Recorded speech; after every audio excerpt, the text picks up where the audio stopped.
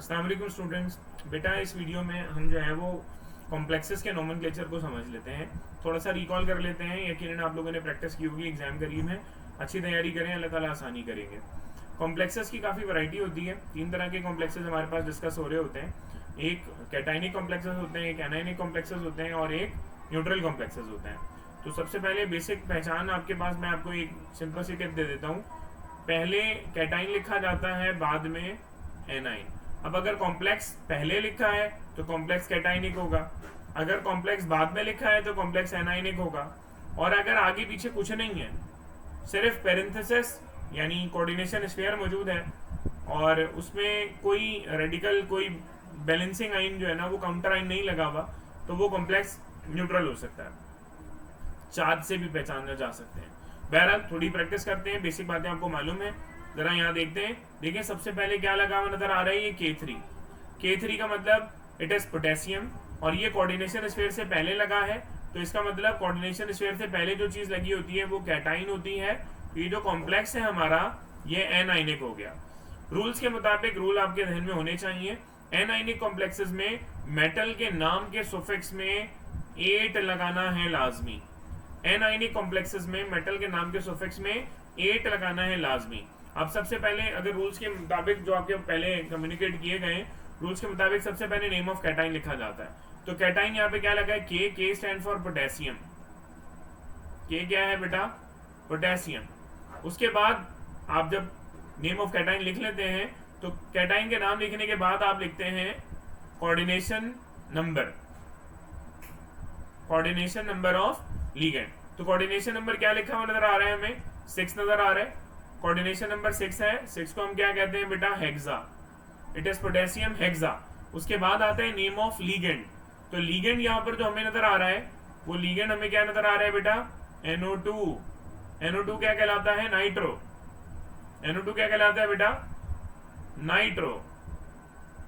It is potassium hexa nitro. फिर name of metal आएगा। Metal क्या लगा है, CO। CO का मतलब होता है कोबाल्ट। और चूंकि ये कॉम्प्लेक्स एनाइनिक है, तो एनाइनिक कॉम्प्लेक्स में मेटल के नाम के सुफिक्स में 8 आएगा।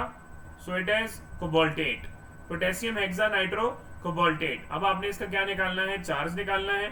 चार्ज निकालने के लिए आपको प्रैक्टिस करनी चाहिए। और चार्ज, पोटेशियम का चार्ज कितना होता है, +1। हमें पता होना चाहिए पोटेशियम बिलोंग्स टू ग्रुप 1, तो इसका चार्ज +1 होता है। कोबाल्ट का चार्ज X ले लेते हैं, ये फाइंड आउट करेंगे। नाइट्रो का चार्ज कितना होता है, -1। इसको थोड़ा सिंप्लीफाई कर लें, यही मैं नीचे थोड़ा सिंप्लीफाई कर रहा हूँ। पोटेशियम 3 है तो 3 × 1 = 3। कोबाल्ट का चार्ज X है, मालूम करना है। नाइट्रो का चार्ज -1 है, 6 नाइट्रो लगे हैं तो 6 × 1 = 6, -6 हो जाएगा। ओवरऑल इस पूरे कॉम्प्लेक्स पर कोई चार्ज नहीं है, तो इज इक्वल टू 0 लगाएंगे। +3 -6 -3 बचेगा, -3 दूसरी तरफ जाके क्या बन जाएगा, +3। और याद रखें मेटल का जो ऑक्सीडेशन नंबर है वो आएगा ही पॉजिटिव, उसे रोमन में लिखा जाएगा ब्रैकेट में आखिर में। तो लिहाजा इसका नाम क्या बन जाएगा, पोटेशियम हेक्सा नाइट्रो कोबाल्टेट 3। अब अगर साथ में ही नीचे वाले कॉम्प्लेक्स को हम देख लें, तो नीचे वाले कॉम्प्लेक्स में अगर आप गौर करें तो ये कोऑर्डिनेशन स्फीयर के अंदर पूरा कॉम्प्लेक्स लिखा हुआ नजर आ रहा है। सही है भाई, कोऑर्डिनेशन स्फीयर। मगर इस कोऑर्डिनेशन स्फीयर से पहले या बाद में कोई ग्रुप, कोई स्पीशी मौजूद नहीं है। ना ही कोऑर्डिनेशन स्फीयर के बाद में कुछ लिखा है, ना ही कोऑर्डिनेशन स्फीयर के पहले कुछ लिखा है, दोनों नहीं है। इसका मतलब ये कॉम्प्लेक्स में ना कोई काउंटर कैटाइन है, ना ही कोई काउंटर एनाइन है। इसका मतलब ये कॉम्प्लेक्स न्यूट्रल है। देखिए साथ में ये भी चेक कर लीजिएगा, कोऑर्डिनेशन स्फीयर के ऊपर कोई चार्ज भी नहीं है, लिहाजा ये कॉम्प्लेक्स प्योरली क्या है, न्यूट्रल। बेटा न्यूट्रल कॉम्प्लेक्स हो या कैटाइनिक कॉम्प्लेक्स हो, न्यूट्रल कॉम्प्लेक्स हो या कैटाइनिक कॉम्प्लेक्स हो, दोनों सूरतों में मेटल का सिंपल इंग्लिश नेम आता है। दोनों सूरतों में मेटल का सिंपल इंग्लिश नेम आता है। अब यहाँ एक और खास बात है, वो खास बात क्या है, यहाँ 2 लीगेंड नजर आ रहे हैं। एक लीगेंड नजर आ रहा है अमाइन यानी अमोनिया, NH3 नजर आ रहा है जिसे अमाइन कहते हैं, और दूसरा लीगेंड नजर आ रहा है क्लोरो यानी क्लोरीन। अब जब 2 लीगेंड नजर आ रहे हो, 2 या 2 से ज्यादा लीगेंड नजर आ रहे हो, तो सिंपल रूल ये है कि आप जब मल्टीपल लीगेंड्स मौजूद हो तो नाम उनका अल्फाबेटिकल ऑर्डर में लिखा जाएगा। ए फॉर अमाइन है, सी फॉर क्लोरो है। अच्छा, पुराने कॉन्सेप्ट, मेरी पुरानी एक वीडियो है 2-3 साल पुरानी, उसके अंदर हम यही पॉइंट जो है इस तरह बताते थे कि नेगेटिव लिगेंड का नाम पहले लिखा जाता था और न्यूट्रल लिगेंड का नाम बाद में। मगर अब ऐसा नहीं है, आपकी न्यू किताब के अंदर रूल को अपडेट करके सिर्फ आसान कर दिया है कि आपने अगर एक से ज्यादा लिगेंड्स मौजूद हैं तो आपने सिर्फ उनका नाम अल्फाबेटिकल ऑर्डर में लिखना है। तो लिहाजा यहाँ पर अगर हम देखें तो यहाँ पर एक अमाइन है और एक क्लोरो है। ए फॉर अमाइन पहले आएगा, सी फॉर क्लोरो बाद में आएगा। कितने अमाइन लगे नजर आ रहे हैं? 3। So it is called triamine. Then दूसरा लिगेंड कौन है? क्लोरो। कितने हैं? 3। ट्राइअमाइन के बाद आ गया ट्राइक्लोरो, ट्राइअमाइन ट्राइक्लोरो। जब न्यूट्रल या कैटाइनिक कॉम्प्लेक्स होता है तो मेटल का सिंपल इंग्लिश नेम आता है। तो ट्राइअमाइन ट्राइक्लोरो और मेटल क्या लगा हुआ है? सीआर। सीआर का मतलब होता है क्रोमियम। अगर ये एनाइनिक कॉम्प्लेक्स में होता तो इसे क्रोमेट लिख देते, क्रोमियम। अब इसका चार्ज निकालना है। चार्ज के लिए मैं आपको यहां दिखा देता हूं। क्रोमियम का चार्ज आपने एक्स एज्यूम किया, अमाइन न्यूट्रल होता है 0, क्लोरीन का चार्ज होता है -1।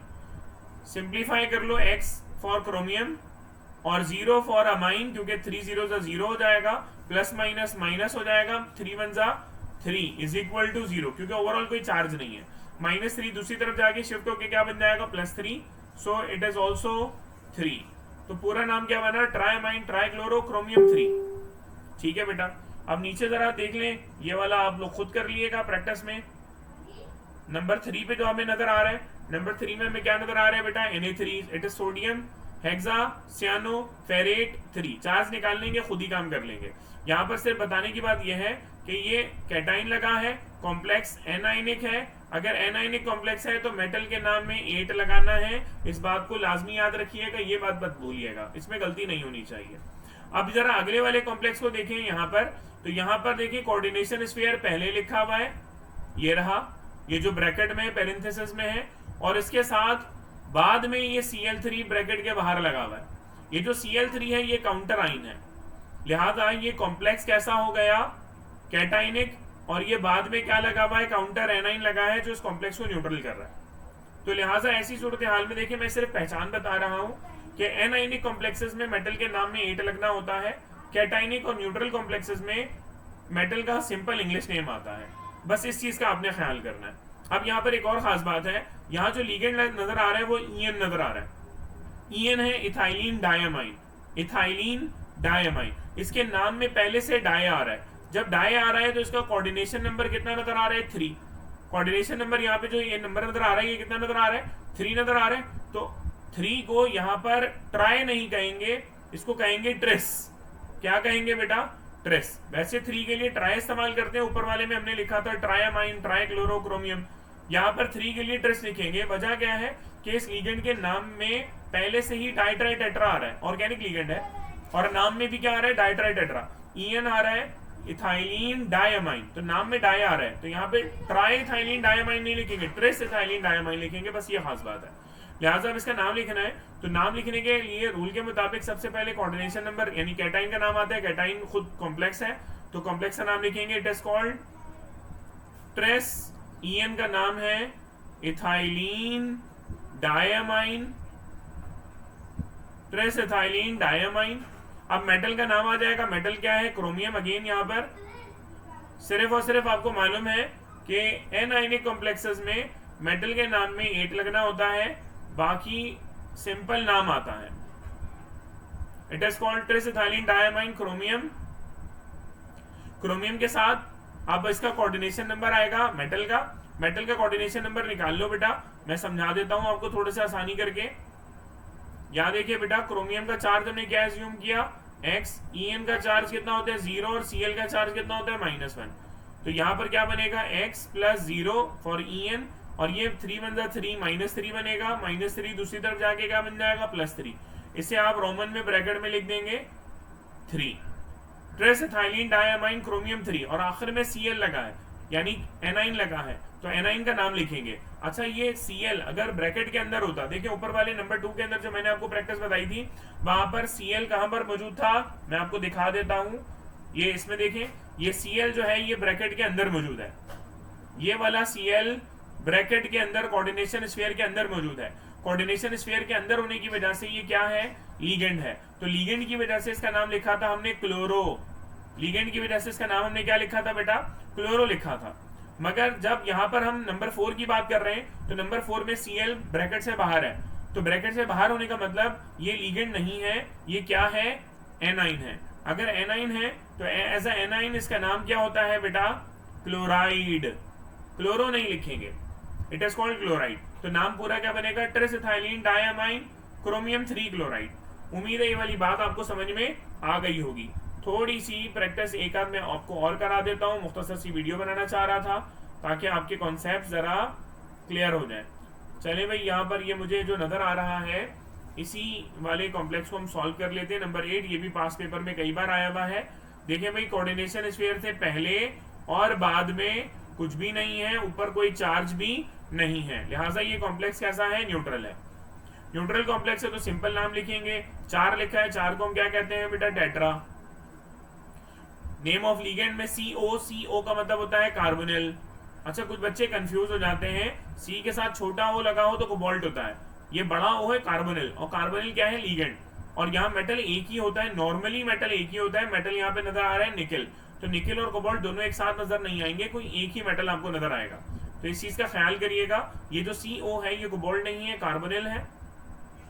ये हमने लिख दिया टेट्रा कार्बोनिल। मेटल का सिंपल नेम आएगा, English name, it is called निकल। मेटल का सिंपल इंग्लिश नेम क्या आएगा, निकल। अब याद रखिएगा कि सिर्फ एनाइनिक कॉम्प्लेक्सेस में मेटल के नाम में 8 लगता है, कैटाइनिक और न्यूट्रल कॉम्प्लेक्सेस में मेटल का सिंपल इंग्लिश नेम आता है।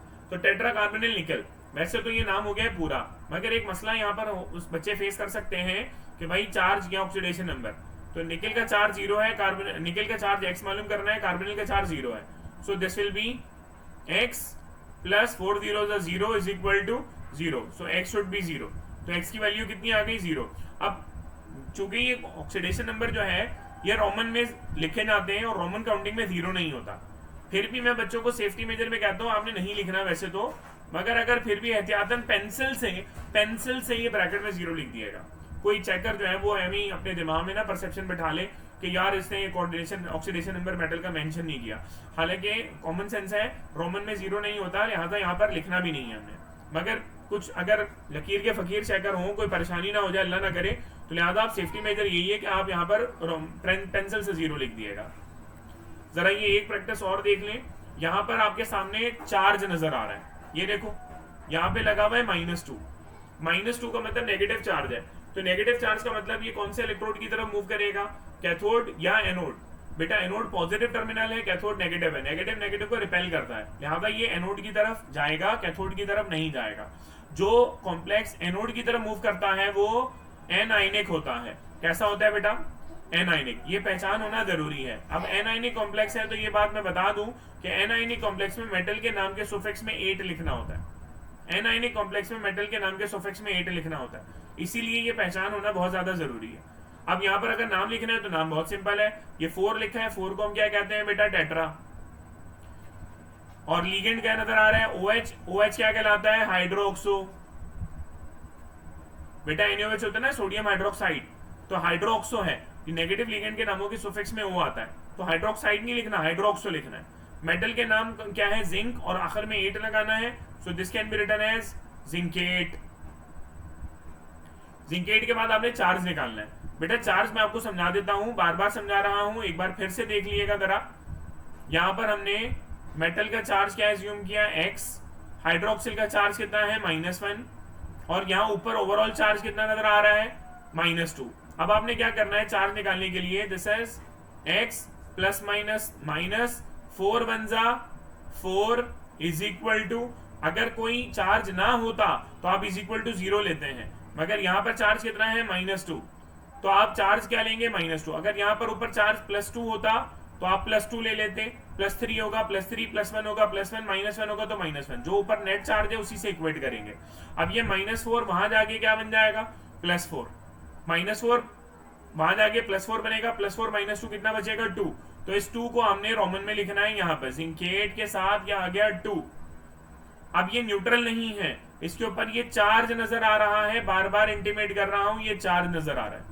चार्ज की वजह से यहाँ पर आखिर में आपने आइन लिखना है। अब चार्ज पॉजिटिव हो या नेगेटिव ये बहस नहीं है, पॉजिटिव हो या नेगेटिव ये बहस नहीं है, आपने लाजमी आइन लिखना है। अगर आइन नहीं लिखोगे तो बेटा कम से कम आधा नंबर कट जाएगा।